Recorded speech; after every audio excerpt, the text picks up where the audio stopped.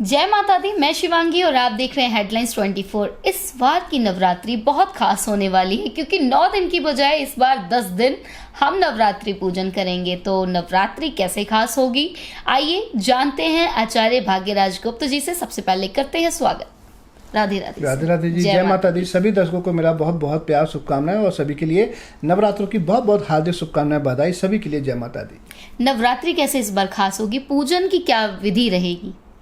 देखिए शिवांगी जी, इस बार की जो नवरात्रि है उसमें एक तिथि ज़्यादा है, और जब किसी भी नवरात्रि में एक तिथि ज़्यादा हो जाती है, क्योंकि इस बार जो नवरात्रि हैं वो 3 अक्टूबर को शुरू होंगे और 12 अक्टूबर तक रहेंगे, तो यहाँ 9 दिन की जगह 10 दिन के होने वाले हैं। तो जब एक तिथि बढ़ जाती है तो ये नवरात्रि बहुत ही शुभ समाचार लेकर आते हैं।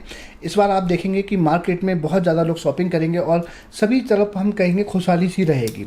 तो यहाँ पर क्या है, क्योंकि ये जब हम देखें जो तृतीय तिथि है वो इस बार 2 दिन की पड़ रही है, तो इसीलिए यहाँ पर हम बात करें जो चौथा नवरात्रा है वो 6 तारीख को ना होकर 7 तारीख को रहेगा, क्योंकि 6 तारीख की रात को भद्रा भी लग रही है।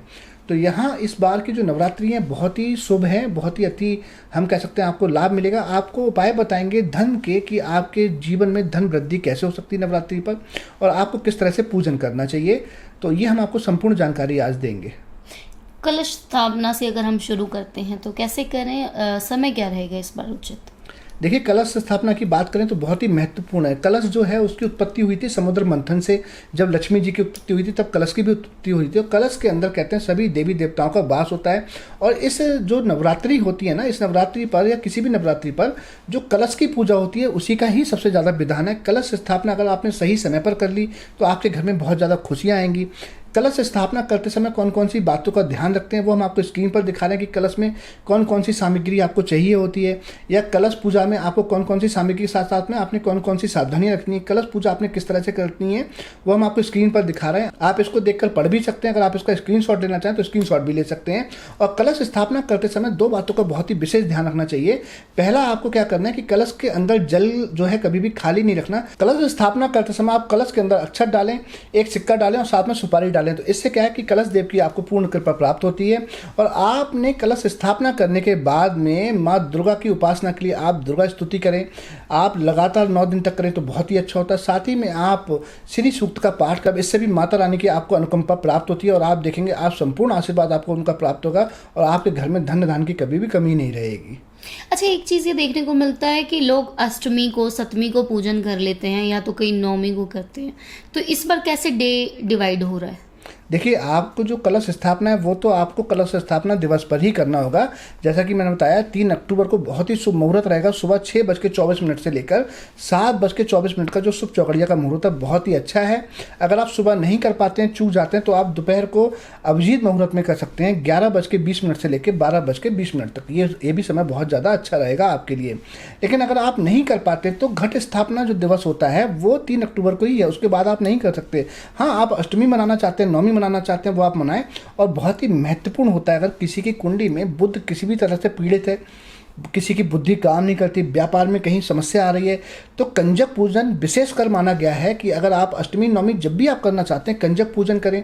आप जो 9 साल से छोटी कंजक होती हैं उनको अपने घर पर निमंत्रण करें, उनको लेकर आएँ, आप उनके चरण धोएं, आप साथ ही में उनके हाथ में मौली बांधें, उनको तिलक करें, रोली का तिलक करें आप, और साथ ही में आप उनको अच्छे से भोजन करवाएं, जो भी आप भोजन कराना चाहते हैं। वैसे तो हमारे यहाँ जो प्रचलन है वो खीर पूड़ी हलवा का है, और आप उनको भोजन कराने के बाद में आप उनको दान दक्षिणा अवश्य दें। दान दक्षिणा देने के बाद में आप उनके फिर से चरण स्पर्श करें, उनसे आशीर्वाद प्राप्त करें। ऐसा करने से आपकी कुंडली में किसी भी प्रकार का दूषित बुद्ध हो, कितना भी खराब बुद्ध हो, आपका व्यापार में कोई विघ्न आ रहा है, व्यापार नहीं चलना, आप देखेंगे जब आप पूरी सच्ची श्रद्धा से जब कंजक पूजन करेंगे तो आपके जो बुद्ध हैं वो कितना अच्छा फल आपको देना शुरू कर देंगे, आप सोच भी नहीं सकते। बहुत ही लाभकारी उपाय है ये, कोई भी कर सकता है, किसी को भी, यानी कि जिसकी कुंडली में बुद्ध खराब है उनको तो करना ही चाहिए, जिनके नहीं भी खराब है उनको भी करना चाहिए, क्योंकि गोचर में पता नहीं कब खराब आ जाएंगे। तो पहले से ही आप अपना इंतजाम कर बैठें। अच्छा, इस बार जैसा आपने कहा कि व्यापार में अलग लेवल की बढ़ोतरी होने वाली है। बिल्कुल, मैंने बताया कि जब नवरात्रि में एक तिथि बढ़ जाती है, जब 9 से 10 दिन की नवरात्रि हो जाती है तो व्यापार बहुत ज़्यादा फलता फूलता है। तो अभी तक जैसे कि बहुत सारे लोग व्यापारी परेशान हैं, जो कहते हैं मार्केट में उतनी अच्छी चमक नहीं है जो होनी चाहिए, अभी ग्राहक नहीं दिख रहे हैं। तो आप देखेंगे अभी की नवरात्रि में कितनी अच्छी लोग शॉपिंग करेंगे, और नवरात्रि के बाद में भी शॉपिंग शुरू हो जाएंगी, क्योंकि शुभ दिन आ जाते हैं। क्योंकि अभी जो पितृपक्ष निकल कर गए थे तो सम टाइम लोग इसको अवॉइड करते हैं कि नहीं हमने शॉपिंग नहीं करनी, वो उसको अच्छा नहीं मानते। तो नवरात्रि में लोग वैसे भी शॉपिंग करना शुरू करेंगे, और जब 9 से 10 दिन का जो नवरात्रे होते हैं तो उसमें तो विशेष कर से जो है लोग फलते फूलते हैं, बहुत ही अच्छा होता है। यहाँ मैं बताना चाहूँगा कि अगर किसी के ऊपर बहुत ज़्यादा कर्जा है और वो चाहते हैं कि हमारा कर्जा उतरना शुरू हो जाए, तो बहुत ही अच्छा रेमेडी आपको क्या करना है कि आपने 2 लौंग लेने हैं, और 2 लौंग लेकर आपने चमेली के तेल का दिया बनाना है और प्रज्वलित करके आपने हनुमान जी के सामने रखना है 9 दिन लगातार।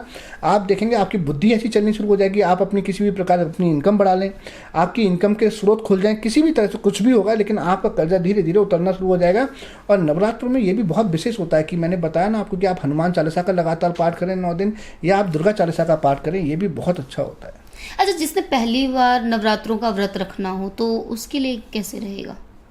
नहीं, ये तो देखो यहाँ कोई ऐसा बंधन नहीं है कि आपने पहली बार रखना है या आपने पहली बार नहीं रखा तो आप नहीं रख सकते।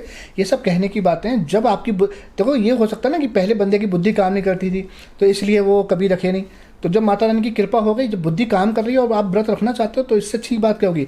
और जब अगर आपके मन में ऐसी बात आई है कि आप व्रत रखना चाहते हो, चाहे वो पहली बार ही है, तो यहाँ भी समझ लेना चाहिए कि प्रभु कृपा प्राप्त हुई है, आपके हाथों से कोई ऐसा अच्छा कार्य हो चुका है कि जिसकी वजह से अब देवी माँ चाहती हैं कि आप उनके लिए फास्ट रखो, क्योंकि देवी माँ की जिस पर कृपा ना हो ना, वो व्रत भी नहीं रख सकता। अच्छा, डेज जैसे मैंने पहले पूछा कि डिवाइड कैसे करेंगे, सप्तमी अष्टमी, टाइम पर्टिकुलर कोई होगा कंजका पूजन का इस बार? नहीं, ये डिपेंड करता है आपके भाव पर। मैंने बताया ना, कोई अष्टमी को कंजक पूजन करते हैं, कुछ लोग नवमी को अष्टम पूजन करना चाहते हैं, तो हम इसमें कोई बंधन नहीं देना चाहते कि नहीं आपने नवमी पे करना है। जो पीछे से चला आ रहा है तो आप वैसे कर सकते हैं, आप अष्टमी पर करें, नवमी पर करें। ये अष्टमी पर करना या नवमी पर करना ये ज़्यादा विशेष नहीं है। विशेष है कि आप अपना जब भी करें तो सच्ची श्रद्धा भाव से करें, मतलब जब भी, क्योंकि कहते हैं ना भाव के भूखे हैं भगवान। क्योंकि आपको देखो ना, आप जिन कंजकों को भी भोजन करा रहे हैं, तो ऐसा तो है नहीं कि आपने जब भोजन नहीं कराया तो कहीं कंजक को भोजन नहीं मिल रहा था। सारी कंजकें ऑलरेडी भोजन खा रही, सब अपने भाग्य का खा रहे हैं।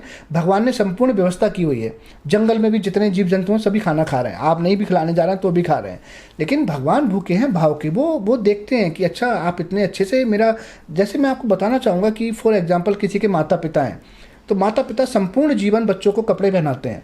जब बच्चा बड़ा हो जाता है तो माता पिता को कपड़े ना भी ला कर दे तो भी माता पिता को ज़रूरत नहीं होती, क्योंकि वो ऑलरेडी उनके पास होते हैं।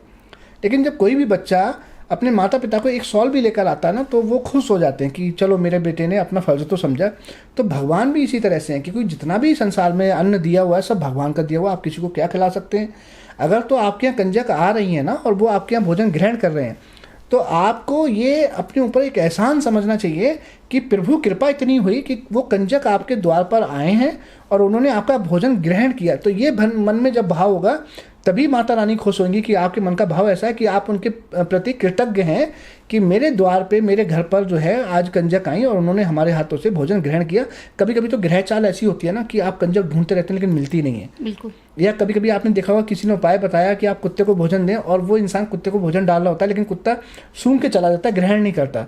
तो ये समझना चाहिए आपको कि आप किसी को नहीं खिला रहे, कोई अगर आपके हाथ से खा रहा है तो दैट मीन्स कि आपको उसके प्रति कृतज्ञता होनी चाहिए कि आपने मेरे हाथ से भोजन खाया, ये मौका मुझे दिया, और खुद को धन्य समझना चाहिए।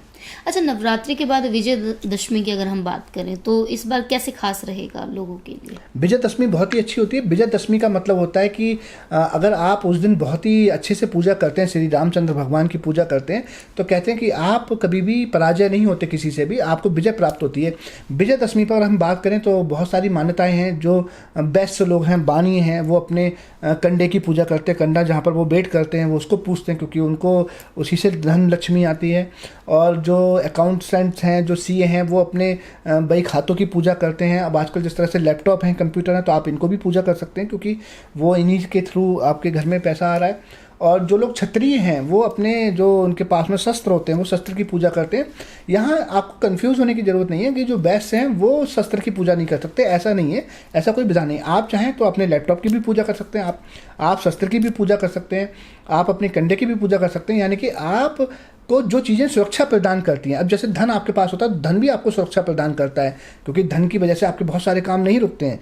इसी तरह से जो शस्त्र होते हैं, वो शस्त्र आपके घर में कुछ भी हो सकता है जो आपने अपने सेल्फ डिफेंस के लिए रखा हुआ है, तो उसकी भी पूजा का विधान है क्योंकि वो शस्त्र भी आपकी रक्षा कर रहा है।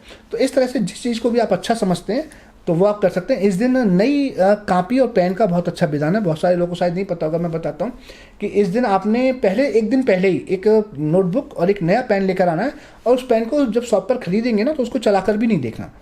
तो आपने जब पूजा करते हैं तो उस समय पर आप उन चीज़ों को नोट कर सकते हैं कि जो आपके जीवन में बहुत ज़्यादा महत्वपूर्ण है। फॉर एग्जांपल, अगर आप आड़त का काम करते हैं, आपकी ग्रैंड मर्चेंट है, तो आप पिछले साल क्या रेट रहा था वो लिख सकते हैं, इस साल क्या रेट है वो लिख सकते हैं, ताकि ये अगले साल आपको काम आएगा कि इस डेट पर क्या रेट था।